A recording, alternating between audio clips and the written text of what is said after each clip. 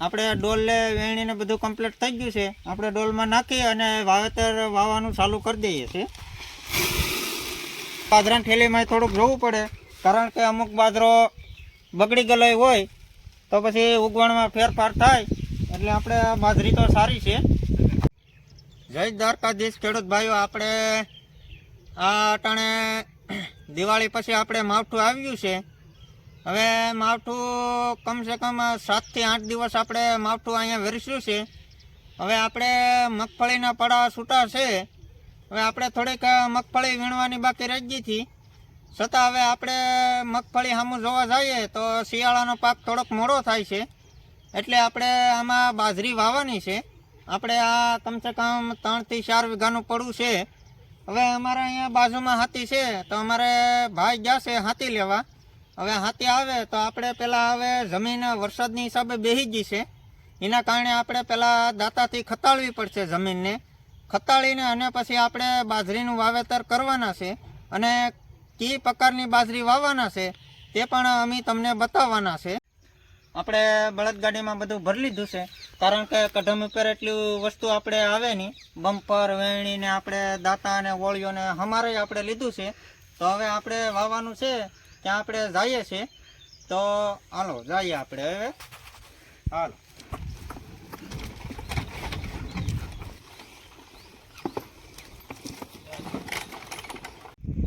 આપણે હવે વાડિયા પૂગી જશે, જ્યાં બાજરી વાવવાની છે ત્યાં પૂગી જશે.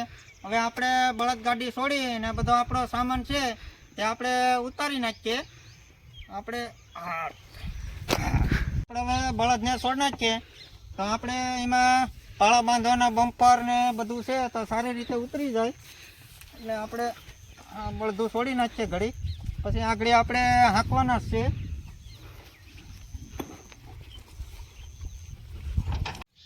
આપણે હવે ખેતરમાં પૂગી જશે તો આપણે દાંતાથી જમીન ખોળવાની છે. તો આપણે દાંતા ચડાવીએ છીએ, કારણ કે આમાં માંડવી થોડીક ઉગી ગઈ છે. એટલે આપણે ફાંડિયાને સાહણું કરવું પડીએ, એટલે આપણે દાંતા ચડાવી દઈએ છીએ.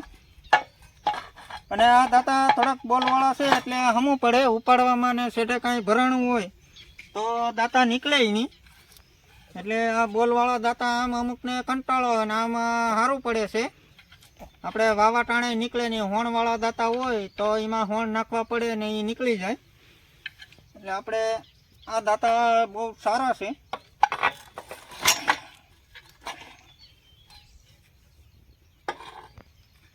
આપણે દાંતા ફાંડિયા સાહણું થઈ ગયું છે. હવે આપણે બોલ ચડાવી દઈએ છીએ, અને આપણે પાનું છે પાનાથી ટાટ કરી દઉં એટલે કોઈ જાતનો વાંધો જ પડે નહીં. આપણે બળદ જૂતી જશે. હવે આપણે નાડી દઈએ, પછી આપણે ચાલુ કરીએ. બહુ લાંબુ તો નહીં થાય ને, તો પાછું છોડવું પડીએ.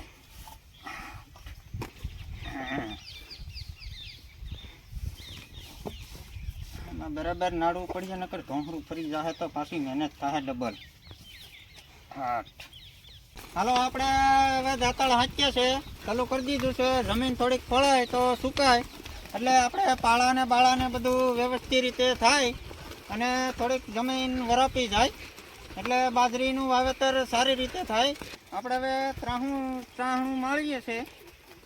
પહેલાં એક તાહું આપણે માંડવી વીણો માર્યું છું, એટલે આપણે બીજું આમ તાહું મારીએ છીએ. અને આમાં માંડવી બહુ ઉગી ગઈ છે. હવે આપણે વરાપ નથી એટલે આપણે આમાં કળિયા પડે એમ નથી, એટલે આપણે દાંતાળ હાંકી અને બાજરી વાવવાની છે.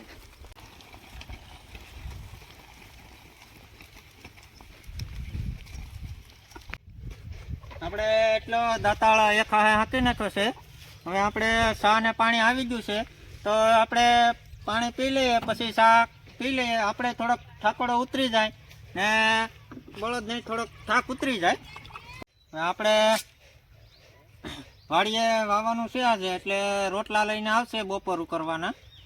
તો આપણે દૂધ ક્યારે લાવશે, પણ હવે આપણે ચા પીવાનું મન થયું તો આપણે એમ કે હવે કાળો કાળો બનાવી નાખો. આપણે કાળો ચા ઠપકારીએ.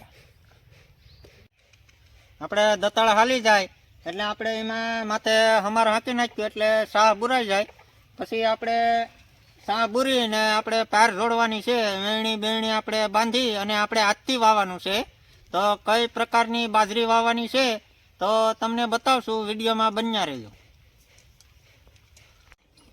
આપણે હવે દતાળ હાલી ગયું છે, હવે આપણે અમારે જોડીએ, કારણ કે આપણે હવે બપોર પછી વાહું કે બપોરનો સમય થઈ ગયો એટલે આપણે ત્યાં હમાર હાંકી નાખીએ. આપણે આમ જોડી દઈએ.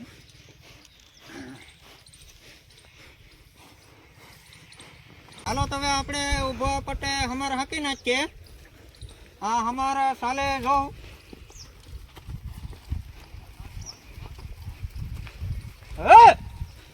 આપણે થોડોક ગારાની હિસાબે થોડોક ભરાય છે હમારમાં. હવે આપણે અત્યારે આ શેઢે પાંઠો નથી, ઓલે શેઢે જઈને આપણે પાંઠો મૂકી દેવું હમે હમો, એટલે આપણે બળદને તકલીફ ઓછી પડે ને ફોરું લાગે.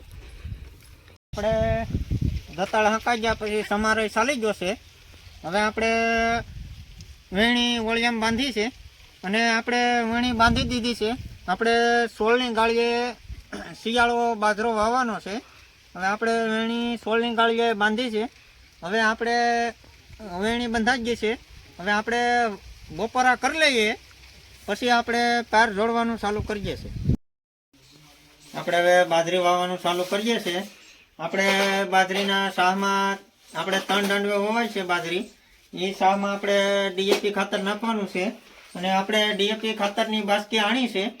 આપણે ડીએપી ખાતરની બાસ્કી છે 1846 1450 રૂપિયાની બાસ્કી આવી છે અને રિઝલ્ટ સારું આવે છે. અને બાજરી આપણે પાયાનેર કરીને આવે છે તે 700 રૂપિયાની થેલી આવી છે. તે 86 નંબર છે, 86M84. તેનું આપણે વાવેતર કરવાનું. આપણે હવે 3 દાંડવે બાજરી વવાય છે એટલે આપણે 3 ઠામ લઈ લીધા છે. તગારા 3 આપણે મૂક્યા છે. હવે એમાં આપણે ત્રણેયમાં ખાતર નાખી દઈએ છીએ.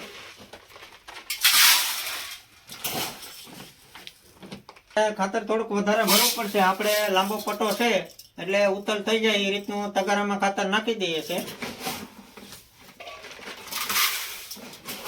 આપણે આ પાયોનિયર બાજરો છે, આપણે ડોલ વેણીને બધું કમ્પ્લીટ થઈ ગયું છે. આપણે ડોલમાં નાખી અને વાવેતર વાવવાનું ચાલુ કરી દઈએ છીએ.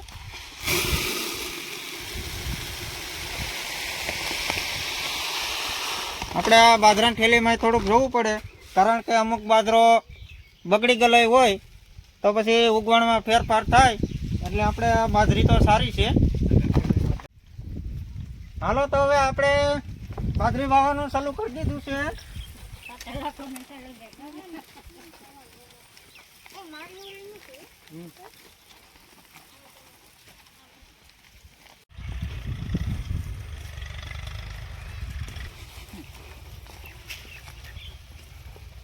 આપણે બાજરીનું વાવેતર અહીંયા પૂરું થઈ ગયું છે. હવે આપણે વેણી ને બાજરી વધી તે છોડી અને હવે આપણે બમ્પર હાંકવાનું છે, પાળા નાખવા પડીએ. તો આપણે હવે આ બધું છોડી અને પાળા નાખવા જઈએ. આપણે ઓળીઓને છોડી નાખીએ.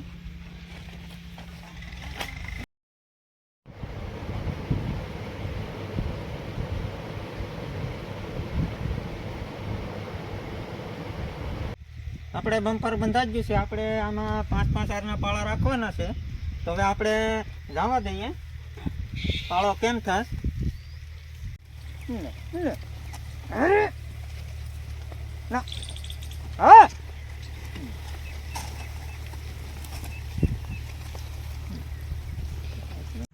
આપણે બાજરી વવાઈ ગઈ છે. હવે આપણે હાથી બાતી બધું છોડી નાખ્યું છે. અને અમારો વિડીયો સારો લાગે તો સબસ્ક્રાઇબ કરવાનું ભૂલતા નહીં.